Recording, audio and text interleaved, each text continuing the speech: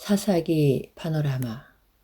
주제: 그때에 이스라엘에 왕이 없으므로 사람이 각각 그 소견에 오른 대로 행하였더라.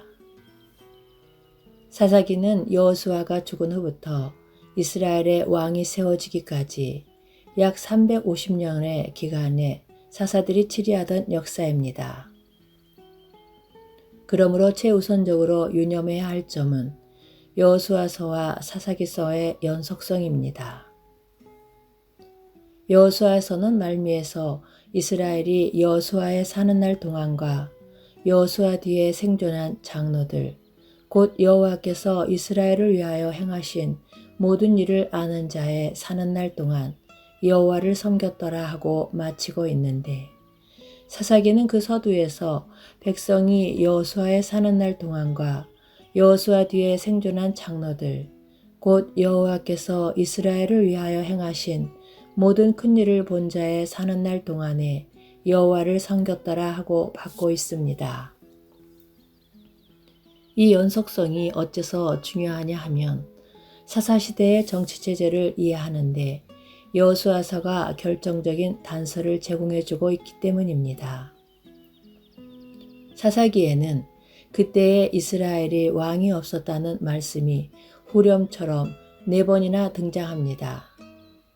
여기 2가지 물음이 제기되는데, 사사시대는 과연 왕이 없었는가 하는 점과 그렇다면 사사시대의 통치체제는 무엇이었는가 하는 점입니다.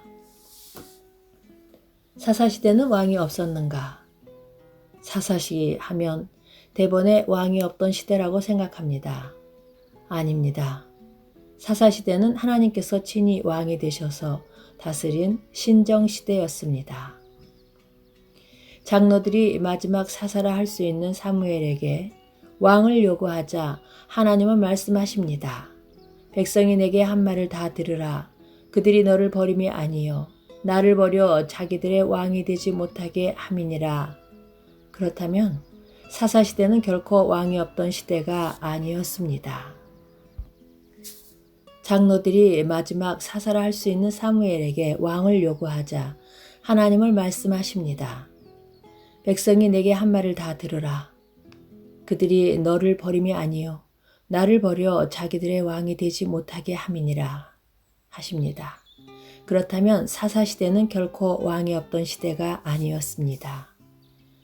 기드온은 이를 알았기에 당신이 우리를 미디안의 손에서 구원하셨으니 당신과 당신의 아들과 당신의 손자가 우리를 다스리소서 하고 말했을 때에 내가 너희를 다스리지 아니하겠고 나의 아들도 너희를 다스리지 아니할 것이요 여호와께서 너희를 다스리시라 하고 대답했던 것입니다.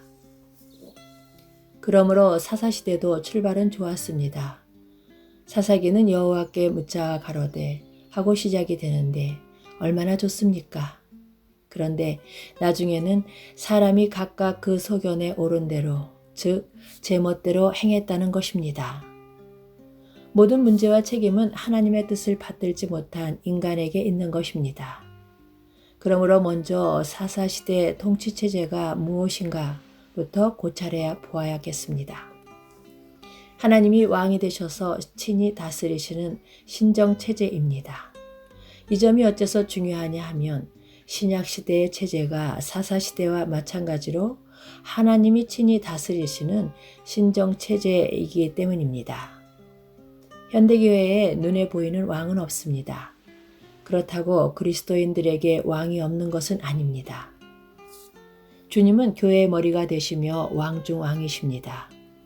그런데 이를 망각하고 오늘날도 왕이 없는 것 같이 제멋대로 행하는 것이 문제일 뿐입니다.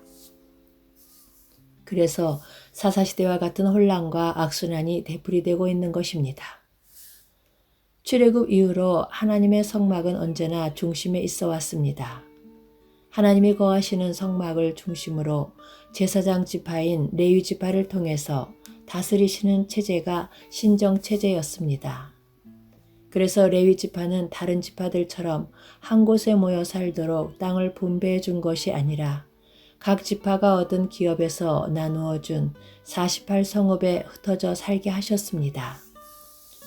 그 48 성읍 가운데는 6개의 도피성이 포함되어 있었는데 도피성을 6개나 주신 의도에서 레위인을 전국 방방곡곡에 분산시켜 살게 하신 하나님의 의중을 깨달을 수가 있습니다. 오살자가 도피성으로 도망을 가는데 그 거리가 너무 멀면 도중에 잡힐 가능성이 있기 때문에 이를 배려해서 도피성을 6개나 주신 것입니다. 그렇다면 48개 성읍이나 되는 레위인들의 거주지는 무엇을 의미하겠습니까? 땅을 분배받아 흩어져 살게 된 이스라엘 12지파의 아주 가까운 이웃에 레위인들이 있었다는 것이 됩니다. 이 레위인들로 하여금 하나님의 말씀을 백성들에게 가르쳐 지키게 함으로 살아가도록 하셨던 것입니다. 그래서 레위인들은 백성들의 11조로 살아가게 하셨습니다. 이것이 레위인들의 사명이요 사사시대의 통치체제였던 것입니다. 이는 고도의 정치체제였습니다. 장로들이 열방과 같이 우리에게 왕을 세워 우리를 다스리게 하소서 하고 요구했을 때에 하나님은 말씀하시기를 그들의 말을 듣되 너는 그들에게 엄히 경계하고 그들을 다스릴 왕의 제도를 알게 하라 하셨습니다. 여기서 말씀하시는 왕의 제도란 왕을 세울 경우 왕으로 인하여 백성들이 매게 될 무거운 멍에를 뜻합니다. 그런 왕의 제도가 사무엘상 8장 10절에서 18절에 나오는데 왕을 세우게 되면 그가 너희 아들들을 취하여 그 병거와 말을 어길게 하니니 그가 또 너의 딸들을 취하여 향료 만든 자와 요리하는 자와 떡 굽는 자를 삼을 것이며 그가 또 너희 밭과 포도원과 감람원의 제일 좋은 것을 취하여 자기 신하들에게 줄 것이며 결국은 너희가 그 종이 될 것이라 하고 말씀합니다. 취하여라는 말이 6번이나 나옵니다. 반면 하나님이 친히 다스리시는 신정제도는 주시고 또 주시고 아들까지 주시는 베푸시는 은혜의 제도인 것입니다. 그래서 하나님이 친히 다스리신 사사시대를 고도의 정치체제라 한 것입니다. 그러나 왕을 세우게 되면 베푸는 것이 아니라 착취하게 되리라는 것입니다. 그러므로 하나님께서는 모세를 통하여 경계하시기를 하나님 여호와의 택하신 자를 내 위에 왕으로 세울 것이며 왕된 자는 말을 많이 두지 말 것이요 아내를 많이 두어서 그 마음이 미혹되게 말 것이며 은금을 자기를 위하여 많이 쌓지 말 것이라 하고 경계하신 후에 결정적으로 중요한 말씀은 그가 왕위에 오르거든 레위 사람 제사장 앞에 보관한 이 율법서를 등사하여 평생에 자기 옆에 두고 읽어서 그 하나님 여호와 경외하기를 배우며 이 율법의 모든 말과 이 규례를 지켜 행할 것이라 하고 경계하셨던 것입니다.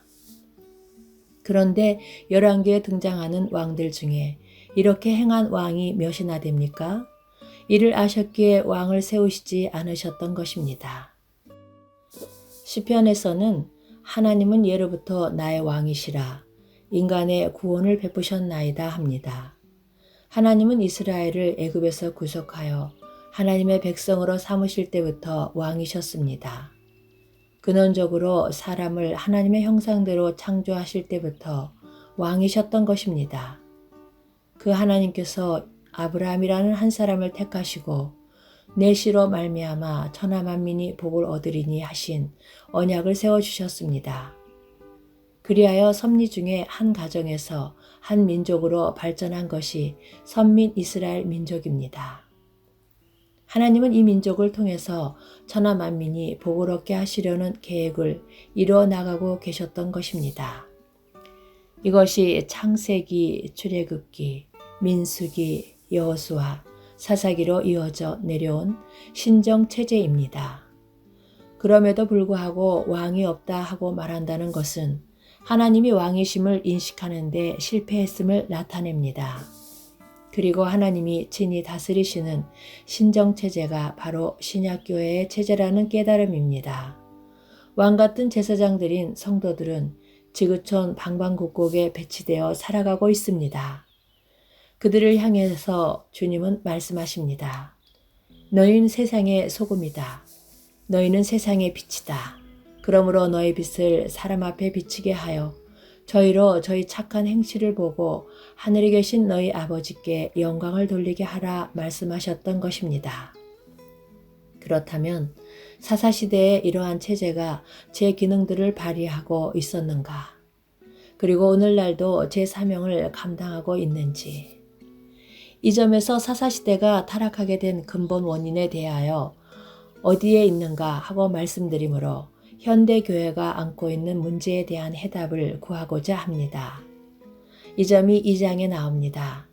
너희 열조에게 맹세한 땅으로 이끌어 왔는데 그 열조의 하나님 여호와를 버리고 다른 신들을 쫓아 이 백성이 내가 그 열조와 세운 언약을 어기고 나의 목소리를 청종치 아니하였다 하고 말씀합니다. 그렇다면 저들이 어기고 버렸다는 열조와 세운 언약이 무엇일까요? 이는 시내산 언약으로 보고 교훈적으로 접근하고 있는 것은 참으로 답답하고 안타까운 일입니다.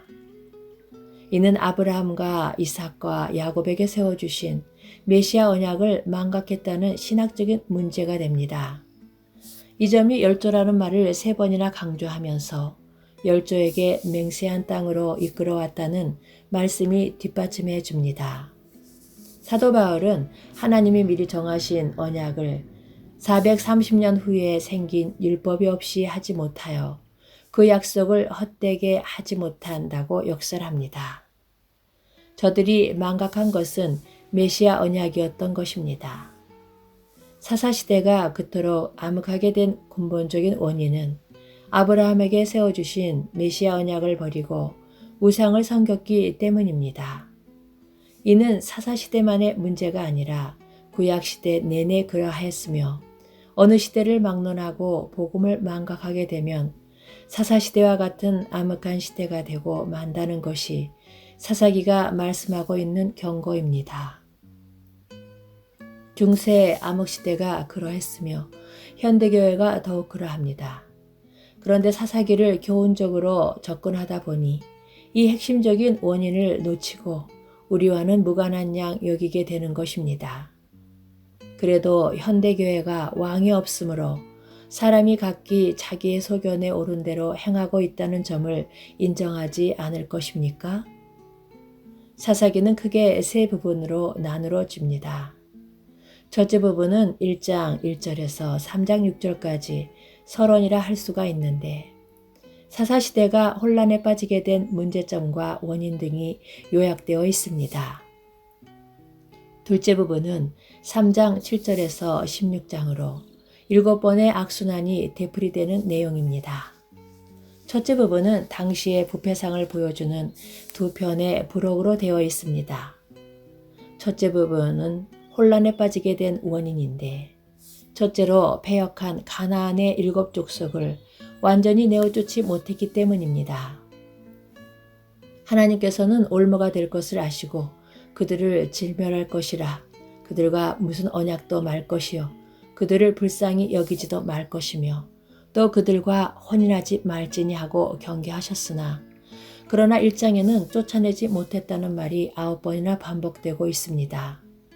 34절에 보면 아모리 사람이 단 자손을 산지로 쫓아들이고 골짜기에 내려오기를 용납지 아니했다 하고 도리어 쫓겨 들어간 것을 보게 됩니다.